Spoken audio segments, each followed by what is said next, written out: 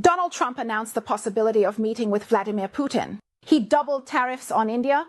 He warned China and Russia, and by stating that Iran is a source of hatred and evil, he threatened the Islamic Republic with another attack.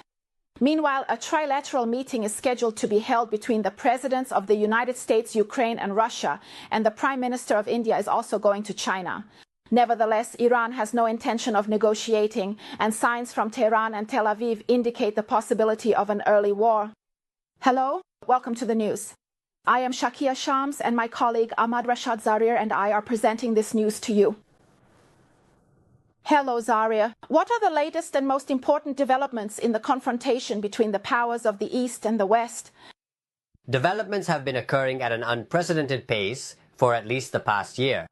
As a result of Donald Trump's extensive, serious, multi-layered and multilateral efforts to end the war in Ukraine, finally, with only a day and a half left before the deadline, Mr. Trump's special envoy went to Russia, set new equations in motion, and now some extraordinary developments are taking place.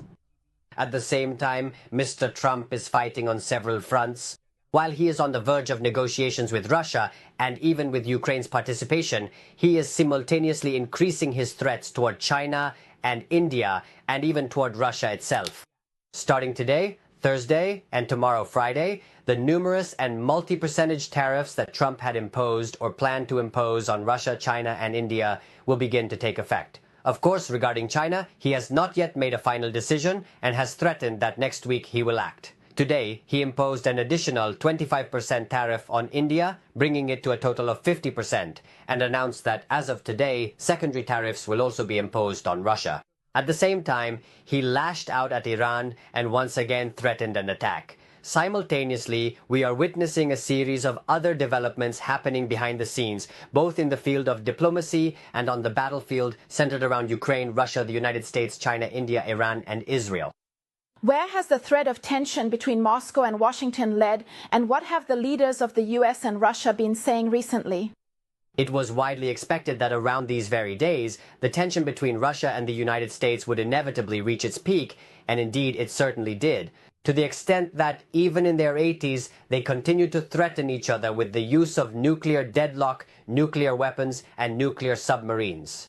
But yesterday, Mr. Steve Witkoff went to Russia and had an extensive meeting with Vladimir Putin.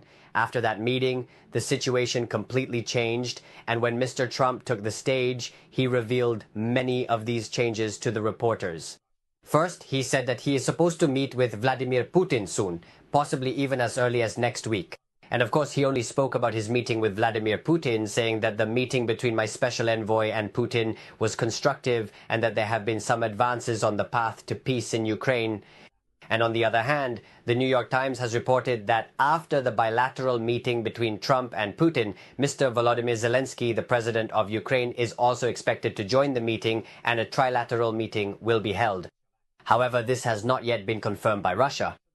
Regarding whether Putin is also supposed to meet with Zelensky, however, the Kremlin, specifically the Kremlin spokesperson, has confirmed the possibility of a meeting between Putin and Trump, and both sides say that they are ready to meet in order to end the war in Ukraine. Of course, Putin still stands firm on his positions regarding Ukraine and has specific demands. He says the war in Ukraine should end for several reasons. Ukraine must not become a member of NATO. 2. Ukraine must remain neutral. 3. Russian values must be preserved there. And 4. Certain restrictions must be imposed on the Ukrainian military. Otherwise, the war will not end. But hopes have reached a point where, when multilateral meetings take place, there is a possibility that peace in Ukraine, or at least negotiations on Ukraine, or even a temporary end to the war, could be on the way. Apparently, Mr. Trump has also left India and China confused because of the Ukraine-Russia war. If you could comment on this for us. Yes. When Mr. Trump became president, he said, not a day before the inauguration ceremony, but when he became president, that he would end the Ukraine war within 24 hours. But later, when he got into the field, he realized that it really wasn't realistic. He did everything he could. He used every channel, pressure, diplomacy, as well as commercial sanctions and tariffs. Not only against Russia, but against the majority of countries. We even witnessed a verbal altercation and an in-person confrontation between Trump and Zelensky, which made major headlines at the White House when all hope was lost and it seemed possible that the US might completely abandon Ukraine. But it was the Europeans, Macron and others who once again managed to hold Trump back. Of course, the overall policies of the US and Europe in supporting Ukraine and now these recent tariffs are because China and India are buying oil from Russia. And they believe that the money paid to Russia is being used in the war against Ukraine and the Ukrainian people. They imposed sanctions of 25% on India, but India responded by saying that they would not give in. Now, recently they made it 25%, and China also imposed 30% tariffs, which are set to double next week. They plan to raise it to 60% so that Russia will no longer be able to sell to them. But all of these are just a series of bargaining chips. It's possible that these are for negotiations, so that each side can maintain the balance of power and protect their own interests. But wow, what intense tension and conflict there is among the world's major powers. Perhaps unprecedented, especially in the past year or two. Zalir, we see that the Islamic Emirates' relations with Moscow are also good. Compared to the time of the Republic during the 4 years of the Emirate, the Islamic Emirates' relations with Moscow have been warm, and they have had even more economic and political cooperation. So, what will Afghanistan's situation be in this context? What decision will Trump make regarding Afghanistan in this matter? Considering that the United States policy toward Afghanistan during Trump's era is still unclear and undefined, even in response to Moscow's recognition of the Islamic Emirate, we have not seen any serious reaction from the US. And when something happens between the world powers, its effects are certainly felt across the globe, especially if one of the parties is a regional power that has extensive interactions with Afghanistan and is the only country to officially recognize the Islamic Emirate. These developments can have significant impacts. Of course, Russia is not an economic superpower, and in its economic dealings with Afghanistan, it has not supported Afghanistan to the extent that the West has so far.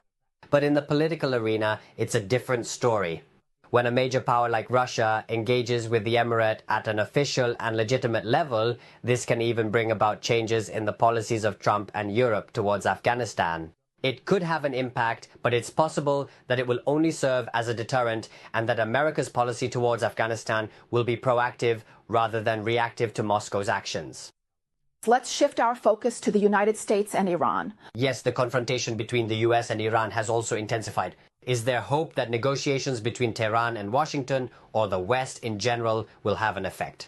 Not to that extent, no. Mr. Donald Trump, with great seriousness and using harsh language, once again called the Islamic Republic of Iran a source and origin of hatred and evil. He used this term to refer to Iran and said, "We destroyed their nuclear facilities, and they were only 2 months away from building a nuclear weapon." Mr. Trump said, "By attacking Iran's nuclear facilities, we put an end to the wars that were about to break out in the Middle East." That is why there are those who believe he should win the Nobel Peace Prize. But he also said that if Iran takes one more step toward building a nuclear weapon, then we and our pilots and our planes will return again. And he firmly stated that we will completely destroy it and that Iran should never be in such a situation again. And he made this promise to the media, saying that Iran, although in his words a source of evil and hatred as he put it, he said that in the coming years Iran will not be the same Iran and its situation will